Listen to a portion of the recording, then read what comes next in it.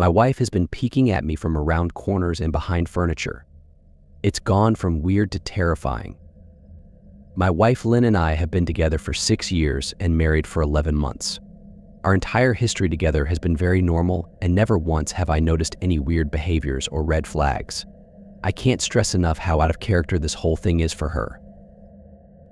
Lynn is very kind, intelligent, and thoughtful. She's always been the no-nonsense type of person. Being childish or trying to scare me is not something she'd normally do. She doesn't even like watching horror movies. When we first started dating, she agreed to watch The Shining with me because she knew how much I loved horror. She was so scared that she didn't even make it through half of the movie before we had to turn it off. She isn't into anything creepy and has never been into pranks. It's just not her cup of tea. And that's fine. But that's what was so strange about this. It's just so unlike her. I should also add that she never had any mental health issues, and as far as I'm aware, it doesn't run in her family. I know some people are able to hide their mental health problems, but in the 6 years we've been together, I think I'd have seen some sort of sign. 2 months ago, I was in the kitchen making myself some coffee before work. I was running a bit late that morning and knew I wouldn't be able to make it to Dunkin' Donuts for my usual morning fix. I took a sip of my coffee as I hurried down the hall towards the front door, when I happened to notice Lynn peeking at me from around the corner ahead of me. I could only see her eyes and a strand of her long dark hair hanging against the wall. The rest of her body was concealed behind the corner. I nearly spilled my coffee when I saw her. I did burn the shit out of my lips. "Geez, Lynn," I said, wiping a few drops of coffee from my pants. "You scared the shit out of me." She immediately popped out of view like a little kid that had been caught. I heard her scurry off towards the living room, and by the time I got to the front door, she was out of sight. It was really weird and just totally out of character for her, like I said, but I also found it kind of funny that she was being more playful and a little less serious. I shouted that I loved her and called her a weirdo. As I shut the door behind me, I heard her laughing. Her behavior was a bit odd, but it certainly wasn't something to call a priest over. I forgot about it by lunch, and by the time I got home, she was her normal self. I didn't bring it up, and neither did she, and life went on. The next incident happened 3 days later. It was around 2 a.m. and I had woken up to get a drink. I was standing at the kitchen island, jug of OJ in hand, when I felt a strong feeling that I was being watched.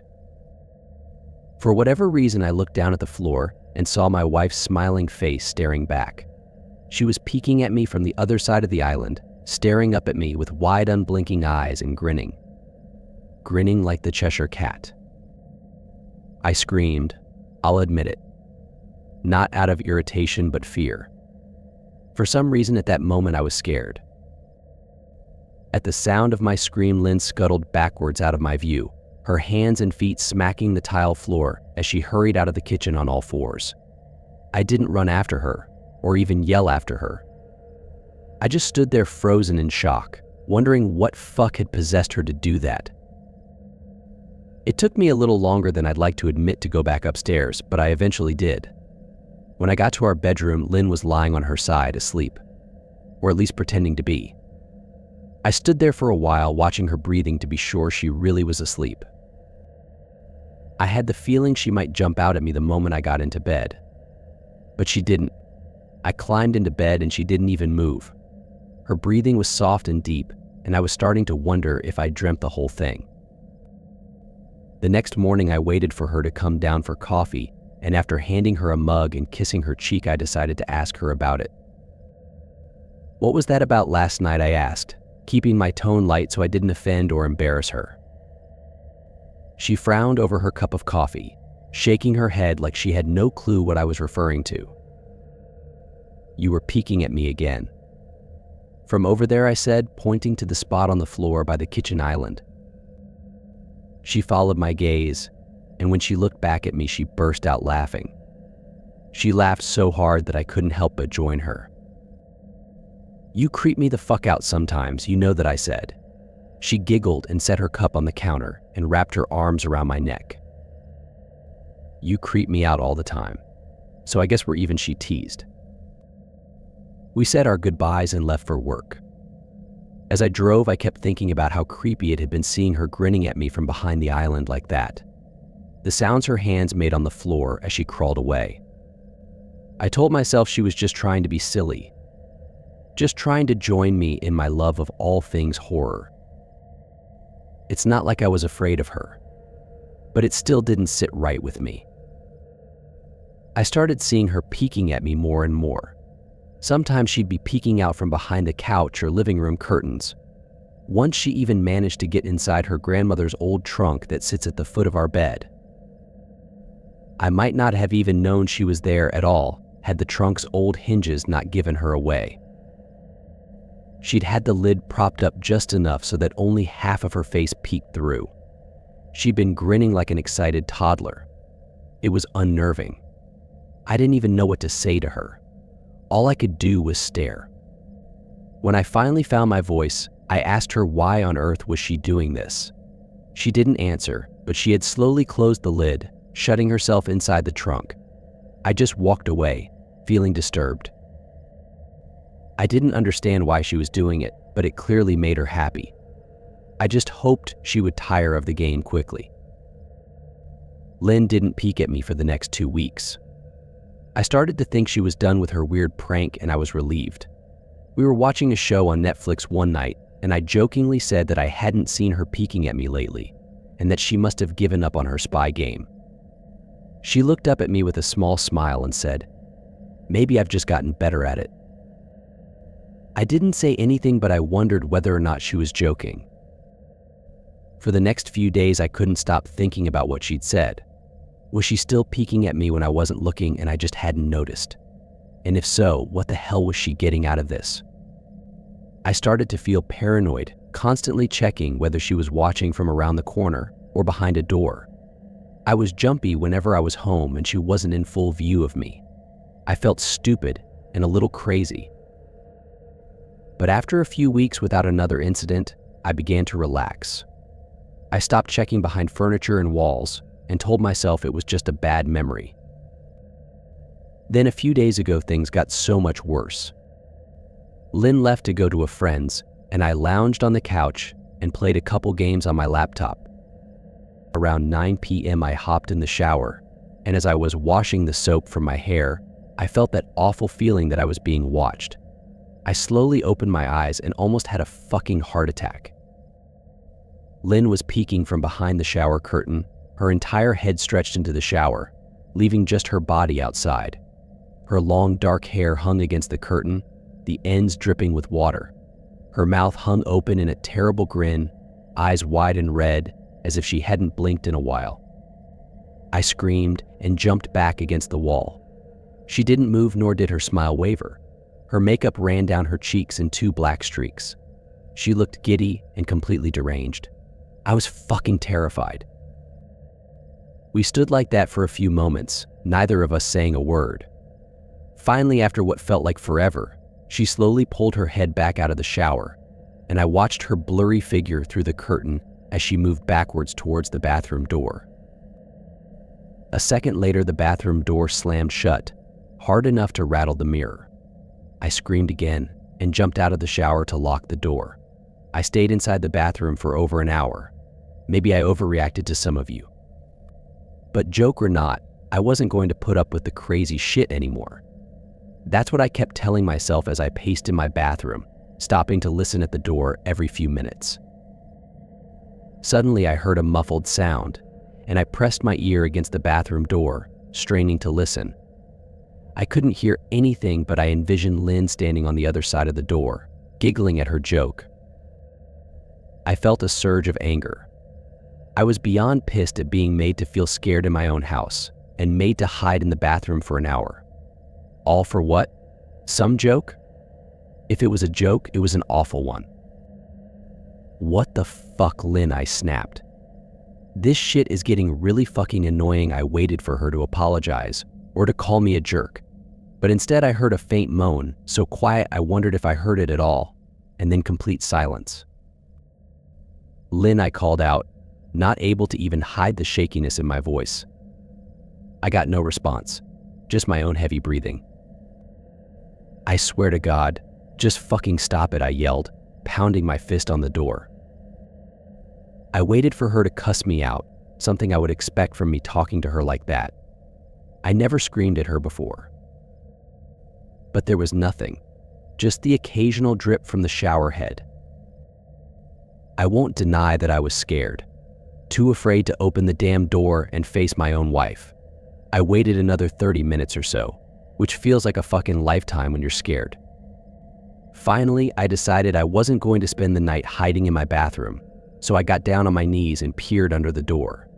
I almost expected to see her face peeking back at me, but thankfully I didn't.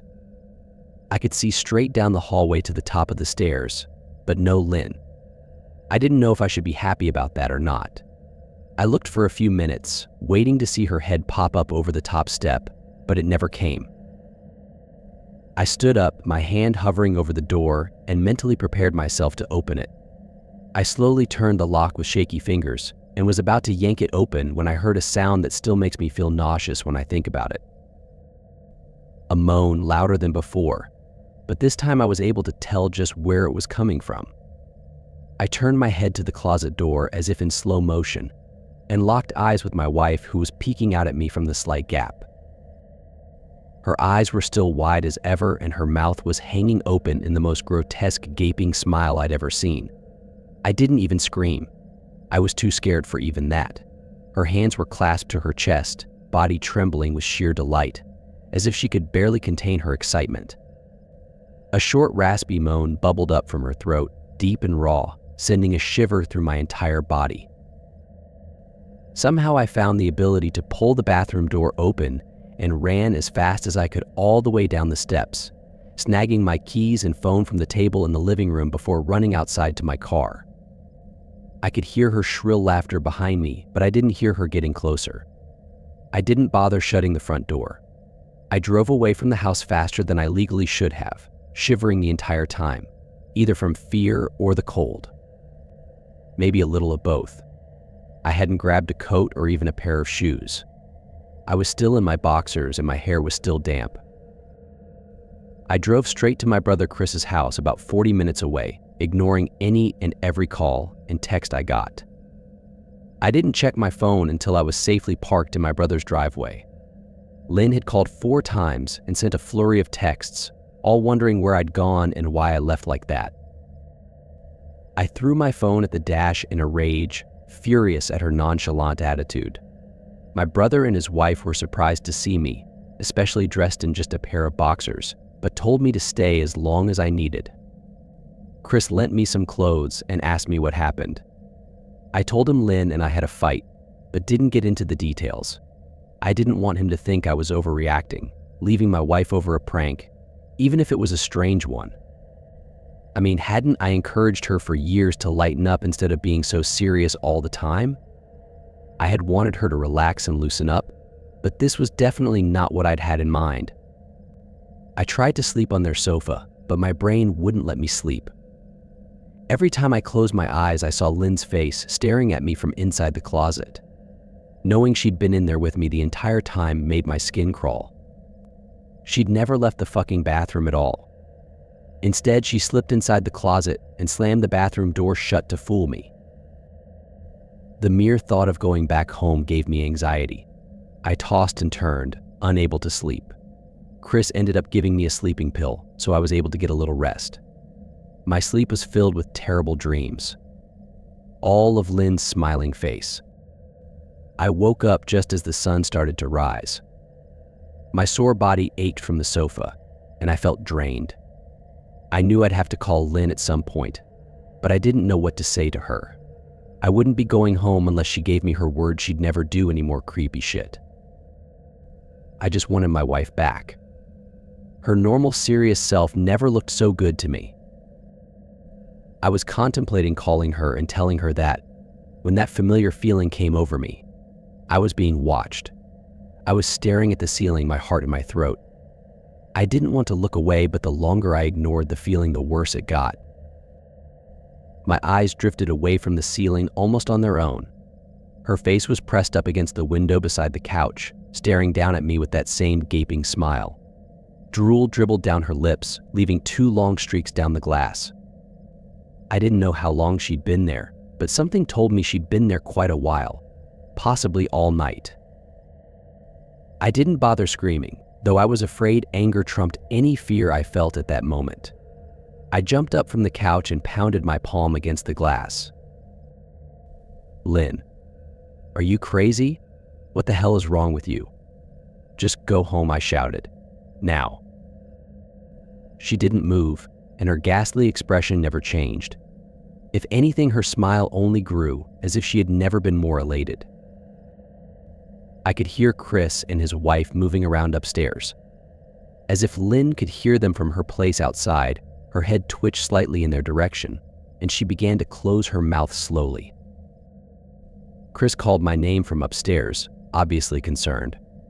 I turned to see him and his wife Rebecca hurrying down the steps. When I turned back to the window, Lynn was gone. The only sign she'd been there at all was the 2 streaks of drool still dripping down the glass. I tried explaining to Chris and Rebecca about waking up to see Lynn watching me through their window. They were skeptical. Who wouldn't be? Chris and I went outside to the spot in front of the window, but there were no footprints in the dirt, just a slight indent. Animal probably, Chris guessed, and I didn't argue. He and Rebecca assumed I dreamt the entire episode, but they didn't understand, and I was too tired to explain it to them. I called out of work that day and turned my cell off. I didn't want to face Lynn. Just talking to her was too much for me at that point. I really started to believe something was irreversibly wrong with her. That no matter what promises she made, we'd never be the same again. The thought saddened me to my core. I cried most of the morning. By noon, I figured I was ready to confront her. Give her one last chance to explain herself. I could at least give her that after 6 years, I told myself. I turned my phone on and saw the dozens of texts she'd sent, all from a seemingly concerned wife. "Can we talk? I love you. Please call me. I'm really worried. Can you answer? Belly. Just come home." And more of the same.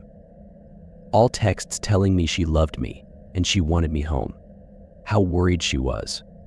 Not a damn one addressing the crazy shit she pulled. Like she hadn't been acting like a character from a Stephen King book. Even her texts were different.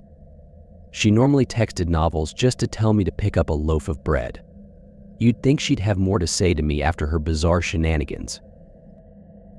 I know it probably seems childish to some of you who are miles away from this situation, but if you saw the way Lynn had looked at me, how she scampered away on all fours like some wild animal, grinning at me from inside the closet like a lunatic, then I think you'd find my reaction was warranted. I ended up staying with Chris and Rebecca for another night. I didn't wake up yesterday until afternoon, and thankfully I didn't see Lynn's face watching me through the window. I don't want to pry, because it's not my place. But is this fight something that can be mended? Rebecca asked. She'd made us both a sandwich for lunch, and I knew she wanted to breach the subject without seeming to be nosy. I don't know. She's like a different person, I said, choosing my words carefully. I still wasn't ready for her or Chris to know the full extent of the batshit craziness I had been dealing with. People change, Ben. But she's still the same woman you married. Maybe you both just need to talk through your issues. Whatever's going on, I'm sure it can be fixed, she said, ever the peacemaker. I think it's beyond that now. I don't think talking would help. I just don't trust her, I said. The words stung in my heart. I missed and loved my wife. But how could I live with someone like that? Living in constant fear didn't sound too appealing. Lynn loves you. She has to be absolutely crushed, she said. I don't know about that, I said. Well, she certainly seemed like it to me. I've never seen her so upset. Very much unlike the Lynn I know, Rebecca said, shaking her head sadly. It took a full minute for her words to really sink in, and when they did, I felt dread worming its way through my skin. Wait, what do you mean? You saw her? You saw Lynn, I asked, my mouth suddenly dry.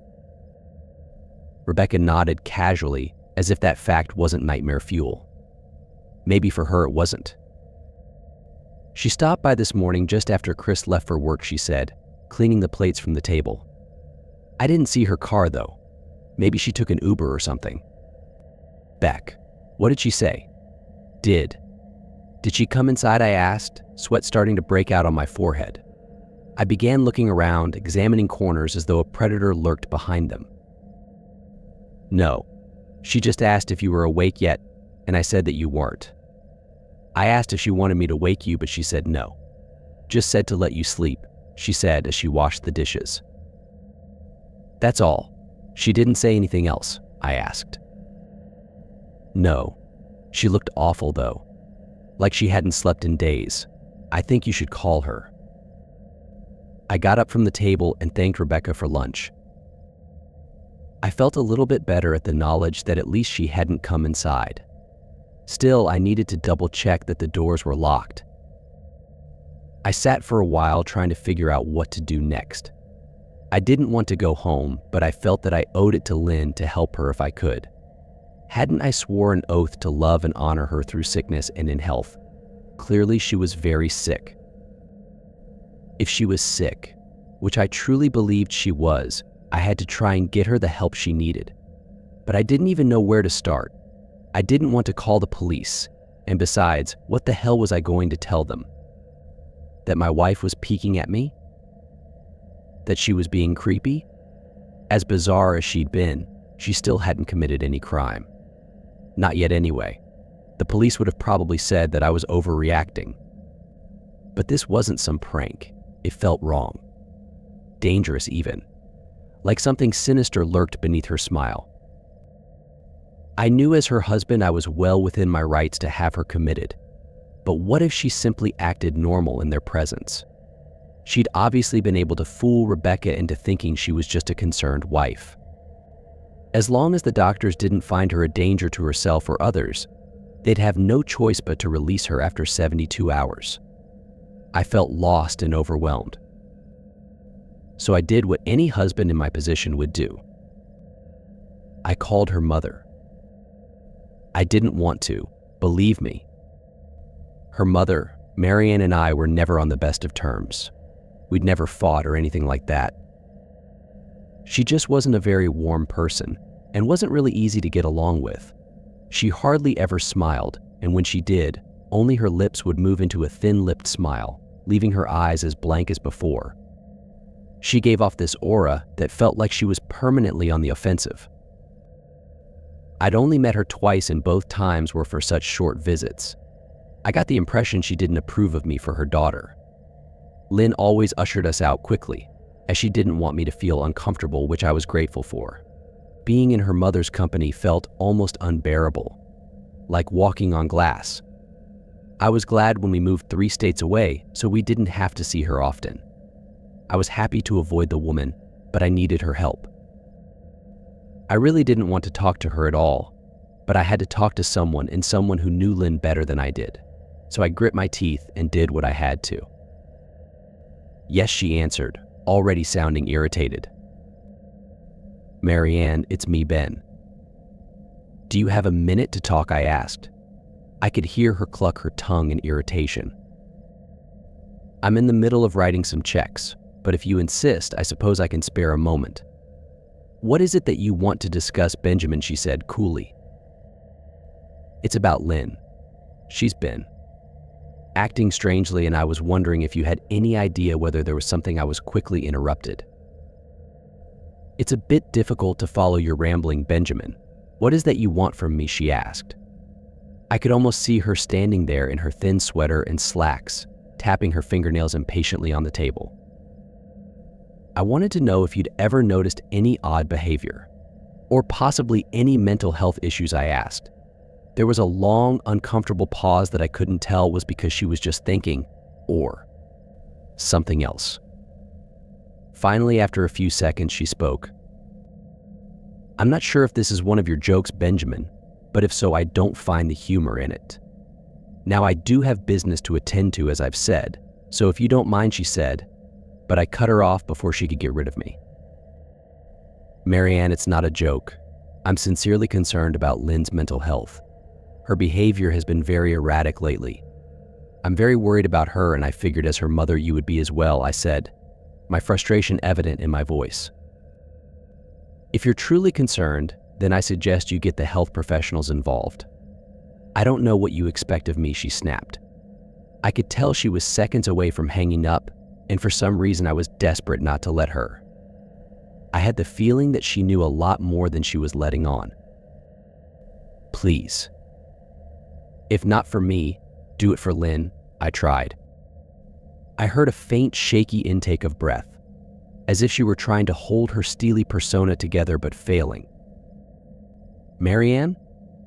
What's wrong? I started. Benjamin, I don't know what to tell you. My only advice would be to seek professional help. Do not call here again.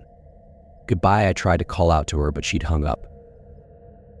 I tried to wrap my head around the call and her refusal to help me. Even if she didn't like me, why wouldn't she want to help her own daughter? I couldn't understand that. I tried to replay the conversation, desperate to find something I missed. After a while, I almost gave up, until I remembered her last words to me. Seek professional help, she'd said those words with a bit of urgency. I could have just been grasping at straws, but no, I was sure her voice had changed ever so slightly when she'd said that, as if they were very important. What had she meant? I assumed she'd been referring to medical professionals, but maybe she was referring to someone else. Someone that she didn't, for some reason, feel comfortable saying directly. Or maybe I was just desperate. I waited for Chris to get home, and after a very long and exhausting conversation with him and Rebecca, I convinced them that Lynn truly needed psychiatric help. I didn't tell them everything. I wasn't prepared to go into it yet, but I told them about our last encounter. How she'd hidden in the bathroom, peeking at me from the closet. They were obviously shocked, but thankfully they believed me. They too just wanted to help her. Still, they didn't think it was all that serious. Weird, maybe, but not dangerous. They just kept saying that Lynn had to be playing some kind of weird joke. Maybe for YouTube, Rebecca offered, if only half-heartedly. Chris didn't think we should involve the police just yet. He offered instead to go with me, and I readily accepted. He reasoned that calmly talking to her, trying to coax her into going willingly, was the best recourse. I agreed to do it his way. At least I wouldn't be going into that house alone. We drove over this morning, just after breakfast. There was no way I was going at night. When we pulled into the driveway, my stomach began doing somersaults. Her car wasn't there, but I still didn't let my guard down. The front door was ajar, and for a split second I thought we'd see her eyes staring through the gap. I was shaking and starting to sweat. Chris, however, was fine. He waited for me to open the door, his hands in his pockets like he was going on a fucking stroll through the park. I envied his ignorance. I pushed the door open and was immediately hit with the stench of rot. Chris smelled it too, and he walked in the house behind me with his nose scrunched up. What do you guys use to clean the floors around here? Shit, Chris mumbled. Shut up, I said, my eyes darting around for any signs of Lynn. The house was deadly quiet and dark despite being 10 in the morning. All the curtains were closed up tight, refusing to allow any sunlight inside. If I hadn't left it just 2 days prior, I'd have thought the house to be abandoned. We moved through each room, carefully checking any place that she might hide, occasionally calling her name. Why the fuck are you looking under the couch? Chris asked eventually. Aren't we looking for your wife? He was looking at me like I was a moron. Let's just go upstairs, I whispered. He shook his head but followed me up the stairs to check the bathroom and spare bedroom. On the way up, my shoes crunched over pieces of glass that looked to be littered over a few of the steps. I noticed that one of Lynn and my wedding portraits that hung on the wall along the staircase had been smashed. The frame hung crookedly, all the glass removed. I stared at the picture, a lump forming in my throat. We had taken the photo just after leaving the church, after saying our vows. She looked so beautiful in her white gown. I looked at Lynn's beautiful face. I never dreamed her face would ever be a source of terror for me. We climbed the rest of the steps and checked the spare bedroom, but it looked completely untouched. I was hesitant to go into the bathroom, my fear from that night coming back to me all at once. Chris noticed and offered to go in by himself, but I couldn't let him do that. So we walked in together, checking the closet and the shower. The bathroom looked as if it hadn't been touched since the night I left. "I don't think she's here, Ben. Why don't you pack some clothes and we'll try coming back tomorrow or something," Chris said. I nodded and went into our bedroom and shoved some clothes into a duffel bag. When I checked inside our closet, I came across the source of the smell and gagged. Chris took one look and lost all color in his face. He had to go stand by the stairs to get away from the sight and smell. I gazed down in shock at what lay inside my bedroom closet. Soaking into the rug were at least a dozen eyeballs, all carefully laid out in pairs. Some were as large as a quarter while others were as tiny as a marble. I stared down at the eyes she'd collected from small animals, and I wondered how she'd gotten them, and shuddered at the thought. Man, I thought I had it bad with Becca's shoe addiction. But fuck me. "Your wife's in here collecting eyeballs," Chris said, gagging. "Ben, I think we should go," he called from the hall. "I'm getting nauseous." All right, I grabbed my duffel and shut the closet door on my new nightmare. I stepped out into the hall and took a deep breath of air. I could taste the rot on my tongue and I couldn't help but gag. Who the fuck lines up eyeballs in their closet like that? "See," Chris mumbled. "I tried to tell you she needed help," I said. "She doesn't need help, Ben. She needs a fucking exorcist," he said. "You coming or what? I can't stand the smell any." His words died in his throat, and his eyes grew wide with fear. I didn't ask him why. I could feel it. Someone was watching me, and I didn't think it was the eyes in the closet. I turned around, my eyes slowly scanning the bedroom. "Christ," I whispered, as I finally saw what we'd missed. Under the bed, curled on her side, watching us with the excitement of a kid on Christmas morning, was my wife. She held her hands together just under her chin, and they were shaking eagerly. Now that she knew she'd been found, I could hear the quiet noises she was making, a sort of hiccuping sound in her throat, as if the excitement was just too much for her. It was unnerving to say the least. Wide eyes, and that same huge smile. Everything in me told me to run, but I forced it away. This was my wife. No matter how twisted, she was still the woman I married. I had to help her. "Lynn," I said softly. She didn't respond, but her head bobbed back and forth in two quick little movements as if she were nodding. "Baby, I just want to help, okay? Can you let me do that?" I asked. I had taken a single step forward, approaching her like some kind of dangerous animal. "I love you," Lynn, I said softly, taking another step closer. She let a tiny moan escape her wide-open mouth, and I had to resist the urge to run. Her shoulders were starting to quiver, and her eyes grew as large as saucers. I crouched down so I could see her better and immediately saw the blood. Her hands were covered in it. They trembled more the closer I got, as if she was barely able to contain herself. "Lynn, are you hurt?" "You're bleeding," I said. She bobbed her head again, her bloody fingers moving up and down as if playing an invisible piano. They occasionally grazed her chin, leaving smears of blood on her skin. I wanted to recoil in disgust. The smell that was coming off of her was revolting. I could feel the vomit trying to climb up my throat. Her lips were dry and stretched thin, blood seeping between the cracks. I knew she wouldn't come out on her own, but I didn't want to leave her in the state she was in. I scooted closer and reached out to her. The excited hiccuping sounds got louder and her hands shook, fingers flexing. It was then that I could see the blood oozing from in between her fingers.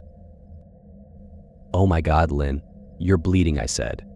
Instinctively, I reached out to take her hand, but before I could even touch her, Her hand sprang out towards me. A sharp pain shot through my arm, and I fell back on my ass. My arm burned, and I could see the blood dripping down onto the carpet. I looked back at her in shock and saw her grinning madly, her fingers clutching a large shard of glass. "You all right in there?" Chris asked from behind me. I turned my head slightly and nodded to him, cradling my arm to my chest. When I turned back to face Lynn, I saw that her focus had shifted. She wasn't looking at me anymore, and she wasn't smiling anymore either. She was staring past me, her eyes glaring at Chris the way a hungry lion might stare at an antelope. Her mouth was still hanging open, but it was twisted into a snarl. I got to my feet and began walking backwards down the hall, afraid to take my eyes off her. "Are you bleeding?" Chris asked. The moment the words left his mouth, Lynn started fast scooting out from under the bed, the glass shard still in her fist. "Chris, run. Go," I yelled. He must have been too afraid to move because a second later I felt my back bump into him. He was still standing at the top of the stairs, staring at the horror that was my wife. Lynn had crawled completely out from under the bed and stood in the bedroom doorway, her face twisted in rage. Her whole body was visibly tense. Blood ran down her fingers and onto the floor. "Jesus, Lynn," Chris said, "you, Playing hide and seek, I reached back and pushed him towards the steps. "Move your ass, Chris," I said as quietly but firmly as I could. Lynn bobbed her head in fast, sharp motions and began to grin, stretching her mouth open wider and wider so that her chin seemed to touch her chest. I heard Chris mutter a prayer, and then he was running down the stairs. I stood at the top of the steps, stuck between the love for a woman who clearly needed serious help and self-preservation. "I only want to help," I said, choking back tears. Her eyes focused on me once again as she slowly lifted the glass, holding it out in front of her. And then she started sprinting towards me, grinning with utter excitement. Thankfully, my body took over, and I flew down the stairs, skipping 2 or 3 at a time. I made it to the front door before I felt her leap onto my back, wrapping her arms around my neck, her open mouth next to my ear, so that I could hear those terrible hiccuping sounds up close. I shook her off me, knocking her to the floor. I felt a searing pain in my back as she went, but I tore open the front door and bolted to my car. Chris was standing in the front yard, talking on the phone with the police. I didn't say a word, I just ran to my car and jumped in. Chris took the hint and followed me, still on the line with 911. I watched the rearview mirror, sure I'd see her there, running after us. But I never did. I went straight to the ER and got 11 stitches in my arm and 3 on my back. The police asked a lot of questions and went back to the house to do a search, but of course Lynn wasn't there. They advised me to stay with a friend or relative for a while and to file a restraining order as soon as I could, but none of those things would matter. Somehow I just knew. I dropped Chris off at home and went to a motel an hour away. I wanted to put as much distance between me and Lynn as I could. This is where I've been for the last 4 hours. I thought maybe the police would find her. Maybe they'd get her the help she desperately needs. But now I don't think so. Because 40 minutes ago, I got a text from an unknown number. Just 3 words. "I found you." And a picture attached. The picture was dark and grainy, but I instantly knew what it was. There was no mistaking my wife's eye. I started typing this out immediately after. I don't know what to do. I'm alone and scared, and I can't help but feel that I'm being watched.